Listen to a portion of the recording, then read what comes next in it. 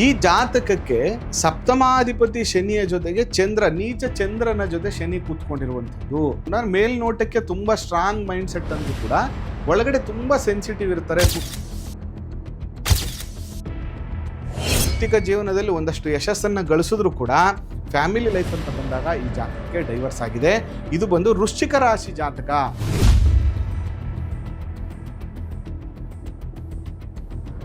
ಸಿಂಹ ಲಗ್ನದಲ್ಲಿ ಹುಟ್ಟವ್ರೆ ಅಂದ ತಕ್ಷಣ ಸ್ವಲ್ಪ ಭಯ, ನೋಡ್ಬೇಕು ಇವ್ರಿಗೆ ಫ್ಯಾಮಿಲಿ ಲೈಫ್ ಹೇಗಿರುತ್ತೆ ಅಂತ. ಮ್ಯಾಕ್ಸಿಮಮ್ ಡಿಸ್ಟರ್ಬೆನ್ಸ್ಗಳು ಜಾಸ್ತಿ ಇರ್ತವೆ.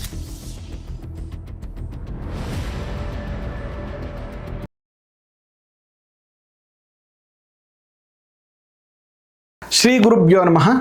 ಮಾಯಕಾರ ಪ್ರಭುವೇ ನಮಃ. ಗಣೇಶ ದೇವಿ ವಾಗ್ದೇವಿ ಮಮ ವಾಕ್ಯ ಸಿದ್ಧಿ ಕುರು ಕುರು ಸ್ವಾಹ. ಓಂ ನಮೋ ಭಗವತಿ ಚಾಮುಂಡೇಶ್ವರಿ ಮಲಯಾಳ ಸ್ವರೂಪಿಣಿ ಸರ್ವಸಿದ್ಧಿಕಾರಿಣಿ ಸತ್ಯಂ ಬ್ರೂಹಿ ಸ್ವಾಹ. ಆರಾಧ್ಯ ದೈವನಾಗಿರುವಂತಹ ಮಲೆಮಹದೇಶ್ವರರನ್ನು ಮನದಲ್ಲಿ ನೆನೆಯುತ್ತಾ ವಿದ್ಯಾ ಗುರುಗಳ ತಂದೆ ತಾಯಿಯ ಪಾದಾರವಿಂದಗಳಿಗೆ ನಮಸ್ಕಾರವನ್ನು ಮಾಡ್ತಾ ಜಗದ್ಗುರು ಪಂಚಾಚಾರ್ಯರನ್ನು ಬಸವಾದಿ ಶರಣರನ್ನು ಮನದಲ್ಲಿ ನೆನೆಯುತ್ತಾ ನನ್ನೆಲ್ಲ ಪ್ರೀತಿಯ ಯೂಟ್ಯೂಬ್ ವೀಕ್ಷಕ ಬಂಧುಗಳ ಅಂತರಾತ್ಮಗಳಿಗೆ ನಿಮ್ಮ ಮುಗುರು ಮುದ್ದು ದೀಕ್ಷಿತ್ ಮಾಡುವಂತಹ ಪರಿಪೂರ್ಣವಾದಂಥ ನಮಸ್ಕಾರಗಳು. ಹೇಗಿದ್ದೀರಿ ಎಲ್ಲರೂ? ಚೆನ್ನಾಗಿದ್ದೀರಿ ಅಂತ ನಾನು ಕೂಡ ಭಾವಿಸ್ತೇನೆ. ಇವತ್ತು ಮುಂದುವರೆದಂತೆ ನೋಡಿ, ಕಳೆದ ಸಂಚಿಕೆಯಲ್ಲಿ ಒಂದು ಕರ್ಕಾಟಕ ರಾಶಿ ಡೈವರ್ಸ್ ಆಗಿರುವಂತಹ ಬಗ್ಗೆ ಒಂದು ಜಾತಕ ವಿಶ್ಲೇಷಣೆಯನ್ನು ಮಾಡಿದ್ದೆ. ಇವತ್ತು ಕೂಡ ಸೇಮ್ ಅದೇ ಒಂದು ಟಾಪಿಕ್ನ ತೊಗೊಂಡು ಬಂದಿದ್ದೀನಿ. ಆದರೆ ರಾಶಿ ಚೇಂಜು, ಆದರೆ ಒಂದಷ್ಟು ವಿಷಯಗಳು ತುಂಬ ಮ್ಯಾಚ್ ಆಗ್ತಾ ಇದೆ ಜಾತಕಕ್ಕೆ. ಅದೇನು ಅನ್ನುವಂಥ ವಿಷಯವನ್ನು ಇವತ್ತಿನ ಸಂಚಿಕೆಯಲ್ಲಿ ನಾನು ನಿಮಗೆ ತಿಳಿಸ್ಕೊಡ್ತೇನೆ. ನೋಡಿ, ಇದೊಂದು ಜ್ಯೇಷ್ಠ ನಕ್ಷತ್ರದ ಜಾತಕ. ಎರಡನೇದು ಬಂದು ಹೆಣ್ಣು ಮಗಳ ಜಾತಕ. ಇದು ಫೀಮೇಲ್ ಜಾತಕ. ಇದು 1986 ಜನನ. 2009 ಮದುವೆ ಈ ಜಾತಕಕ್ಕೆ. ಅಂದರೆ ತುಂಬ ಅರ್ಲಿ ಮದುವೆ. ಇದು 21 ವರ್ಷಕ್ಕೆಲ್ಲ ಮದುವೆ ಆಗೋಗುತ್ತೆ ಈ ಜಾತಕಕ್ಕೆ. 2013 ಇಸ್ವಿಗೆ ಡೈವರ್ಸ್ ಆಗುತ್ತೆ. ಅಂದರೆ ಮದುವೆ ಆದ ಒಂದು 3-4 ವರ್ಷಕ್ಕೆ ಈ ಜಾತಕಕ್ಕೆ ಡೈವರ್ಸ್ ಆಗುತ್ತೆ. ಇವತ್ತಿನ ಸಂಚಿಕೆಯ ಉದ್ದೇಶ ಡೈವರ್ಸ್ ಯಾಕಾಯಿತು. ಯಾಕಂದರೆ ಈ ಥರ ಜಾತಕಗಳು ಒಂದು 50 ಜಾತಕಗಳನ್ನು ನೀವು ಅಬ್ಸರ್ವ್ ಮಾಡಿಬಿಟ್ರೆ ಸಾಕು. ಈ ಥರ ಕಾಂಬಿನೇಷನ್ಸ್ಗಳು ಬಂದಾಗ ನನ್ನ ಜಾತಕದಲ್ಲೂ ಈ ಥರದೇ ಪೂರ್ವವಾಗಿ ಒಂದಷ್ಟು ಪರಿಹಾರವನ್ನು ಕಂಡ್ಕೋಬೇಕು ಅನ್ನುವಂಥದ್ದು.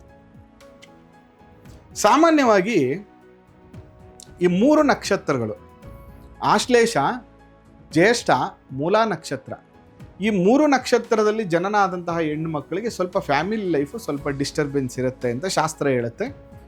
ಅದರಿಂದ ಈ 3 ನಕ್ಷತ್ರದಲ್ಲಿ ಹುಟ್ಟಿದವರಿಗೆ ಮದುವೆ ಟೈಮಲ್ಲಿ ಕೆಲವು ನಕ್ಷತ್ರ ದೋಷಗಳಿಗೆ ನಕ್ಷತ್ರ ಶಾಂತಿಗಳು ಮದುವೆಗೆ ಮಾಡುವಂಥದ್ದು ತುಂಬ ಒಳ್ಳೆಯದು.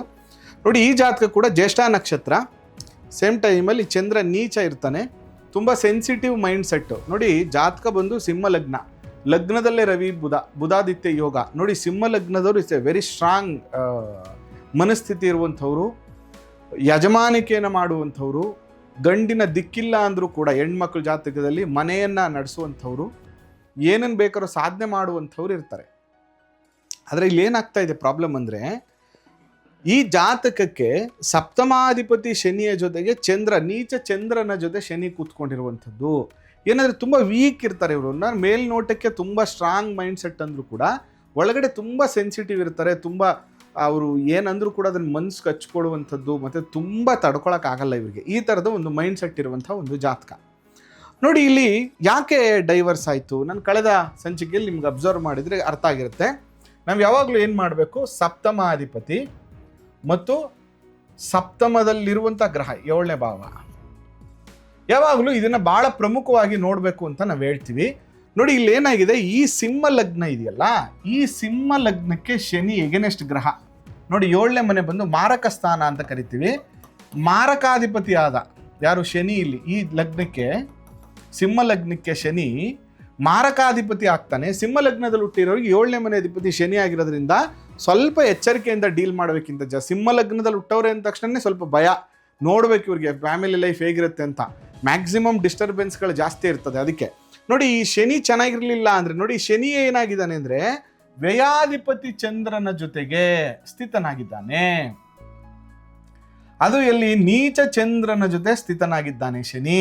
ಇದರಿಂದ ಒಂದು ಸ್ವಲ್ಪ ನೆಗೆಟಿವ್ ಇಂಪ್ಯಾಕ್ಟ್ ಆಯಿತು. ಏನಂದರೆ ಯಾವ ಗ್ರಹದ ಜೊತೆ ಯಾವ ಗ್ರಹದ ದೃಷ್ಟಿ ಇದೆ ಅನ್ನೋದು ಕೂಡ ಇಲ್ಲಿ ಇಂಪಾರ್ಟೆಂಟ್ ಆಗುತ್ತೆ. ಅಂದರೆ ಒಂದು ಸಪ್ತಮ ಸ್ಥಾನಾಧಿಪತಿ ಶನಿ ಅನ್ನೋದೇ ಈ ಜಾತಕಕ್ಕೊಂದು ನೆಗೆಟಿವ್ ಆದರೆ, ಅವನು ವ್ಯಯಾಧಿಪತಿಯಾದ ಚಂದ್ರನ ಜೊತೆ ನೀಚ ಸ್ಥಾನದಲ್ಲಿ ಸ್ಥಿತನಾಗಿರೋದ್ರಿಂದ ಇದು ವೈವಾಹಿಕ ಜೀವನದ ಸುಖ ಸಂತೋಷವಿಲ್ಲದ ಜಾತಕ ಅಂತ ಹೇಳ್ಬೋದು. ಮದುವೆ ಮಾಡ್ಕೊಂಡಿದ್ರು, ಡೈವರ್ಸ್ ಆಗಿಲ್ಲ ಅಂದ್ರೂ ಈ ಜಾತಕ ಅಷ್ಟೊಂದು ಹ್ಯಾಪಿನೆಸ್ ಇರೋದಿಲ್ಲ, ಮಾನಸಿಕವಾಗಿ ಹ್ಯಾಪಿನೆಸ್ ಇರಲ್ಲ ಈ ಜಾತಕಕ್ಕೆ ಅಂತ. ಹಾಗಾದರೆ ಡೈವರ್ಸ್ ಯಾಕಾಯಿತು ನೋಡಿ? ಯಾರದೇ ಜಾತಕದಲ್ಲಿ, ನಾನು ತುಂಬ ಸರಿ ಹೇಳ್ತಿರ್ತೀನಿ, ಯಾರದೇ ಜಾತಕದಲ್ಲಿ ಅಷ್ಟಮಾಧಿಪತಿ 7ನೇ ಮನೇಲಿ ಕೂತ್ಕೋಬಾರ್ದು.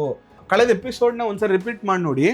ಅದು ಕನ್ಯಾ ಲಗ್ನ ಆಗಿತ್ತು, ಅಷ್ಟಮಾಧಿಪತಿ ಕುಜ 7ನೇ ಮನೇಲಿ ಕೂತಿದ್ದ. ಅಲ್ಲಿ ಇಲ್ಲೂ ಕೂಡ ಅಷ್ಟಮಾಧಿಪತಿಯಾದಂತಹ ಗುರು 7ನೇ ಮನೆಯಲ್ಲಿ ವಕ್ರಿ ಆಗ್ಬಿಟ್ಟ. ವಕ್ರಿ ಆಗಬಾರ್ದು.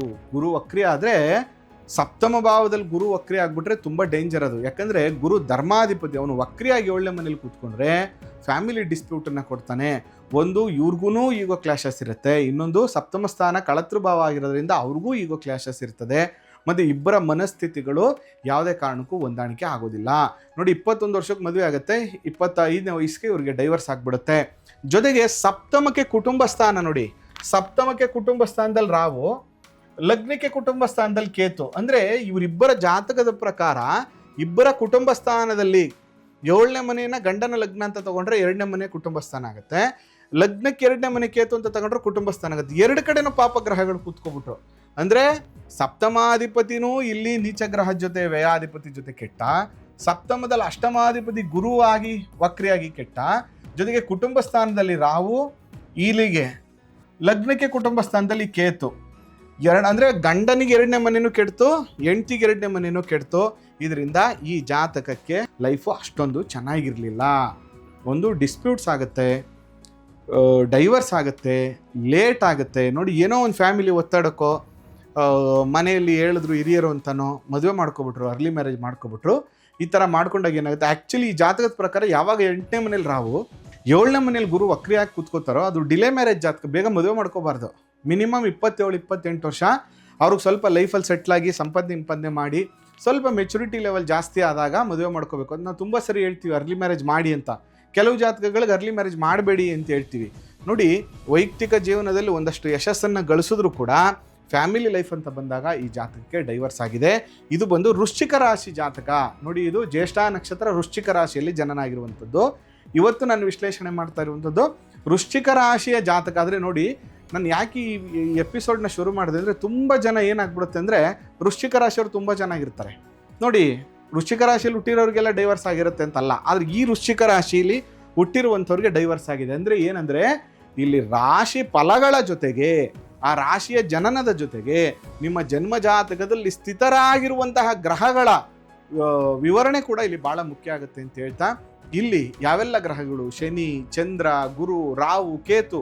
ನೋಡಿ, ಕಳೆದ ಜಾತಕದಲ್ಲಿ ಅಂದರೆ ಕಳೆದ ಸಂಚಿಕೆ ಜಾತಕದಲ್ಲಿ ಕುಜ ಒಬ್ಬನೇ ಡೈವರ್ಸ್ ಮಾಡಿದ್ದ. ಆದರೆ ಈ ಜಾತಕಕ್ಕೆ ವೈವಾಹಿಕ ಜೀವನ ಚೆನ್ನಾಗಿಲ್ಲ, ನಿನಗೆ ವೈವಾಹಿಕ ಜೀವನದಲ್ಲಿ ನಿನಗೆ ತುಂಬ ತೊಂದರೆ ಇದೆ ಅಂತ ತೋರಿಸ್ಲಿಕ್ಕೇ 5 ಗ್ರಹಗಳು ಸ್ಥಿತರಾಗಿದ್ದಾರೆ. ಅದರಿಂದ ಈ ರೀತಿ ದೋಷಗಳಿದ್ದಂಥ ಸಂದರ್ಭದಲ್ಲಿ ಗ್ರಹದೋಷಾದಿಗಳು, ಯಾವೆಲ್ಲ ಗ್ರಹಗಳು ಇವರಿಗೆ ದೂಷಿತರಾಗಿರ್ತಾರೋ ಆ ಗ್ರಹಗಳಿಗೆ ಪರಿಹಾರಗಳನ್ನು ಮಾಡಿಕೊಂಡು ವಿವಾಹ ಪೂರ್ವದಲ್ಲಿ ಈ ರೀತಿಯಾದಂತಹ ವಿವಾಹದ ನಂತರ ಆಗುವಂಥ ಸಮಸ್ಯೆಗಳಿಗೆ ಪರಿಹಾರಗಳನ್ನು ತಿಳಿಸಿದ್ದಾರೆ. ಅದೆಲ್ಲವನ್ನು ಕೂಡ ಮಾಡ್ಕೊಳ್ಳೋದ್ರಿಂದ ಈ ಥರ ದೋಷಗಳು ನಿವಾರಣೆ ಆಗುತ್ತೆ. ವೀಕ್ಷಕ ಬಂಧುಗಳೇ, ಆಗಿನ ಕಾಲದಲ್ಲಿ ಧರ್ಮ ಜೊತೆಗೆ ದೊಡ್ಡವರಿಗೆ ಭಯ ಭಕ್ತಿಯಿಂದ ಮನೇಲಿ ಏನೇ ಸಮಸ್ಯೆಗಳಾದರೂ ಕೂಡ ಹೊಂದಾಣಿಕೆ ಮಾಡ್ಕೊಂಡು ಹೋಗ್ತಾ ಇದ್ರು. ಆದರೆ ಇವತ್ತಿನ ಜನ್ರೇಷನ್ ಹೇಗಿದೆ ಅಂತಂದರೆ, ಮದುವೆ ಆದ 1 ತಿಂಗಳಿಗೆ ಬಿಟ್ಬಿಟ್ಟು ಬರುವಂಥದ್ದು, ಮದುವೆ ಆದ ನಾಳೆಗೆ ಬಂದಿರುವಂಥದ್ದು, ಮದುವೆ ಆದ 2 ಅವರಲ್ಲಿ ಬಿಟ್ಬಿಟ್ಟು ಬಂದಿರುವಂಥ ಉದಾಹರಣೆಗಳು ಸಾವಿರಾರು ಕೇಸ್ ಸ್ಟಡೀಸ್ ನನ್ನ ಹತ್ರ ಇದೆ. ಅದರಿಂದ ಇವತ್ತಿನ ದಿನದಲ್ಲಿ ಜಾತಕಗಳನ್ನು ನೋಡಿ, ಕುಟುಂಬದ ಎನ್ವೈರನ್ಮೆಂಟ್, ವಾತಾವರಣವನ್ನು ನೋಡಿ ಮದುವೆ ಮಾಡುವಂಥದ್ದು ಭಾಳ ಮುಖ್ಯ ಅಂತ ಹೇಳ್ತಾ ಈ ಸಂಚಿಕೆನ ಮುಗಿಸ್ತಾ ಇದ್ದೇನೆ. ಆ ಮಲೆ ಮಹದೇಶ್ವರ ಅನುಗ್ರಹ ಸದಾ ನಿಮ್ಮ ಮೇಲಿರಲಿ. ನಮಸ್ಕಾರ. ಶ್ರೀ ಮಾಯಾ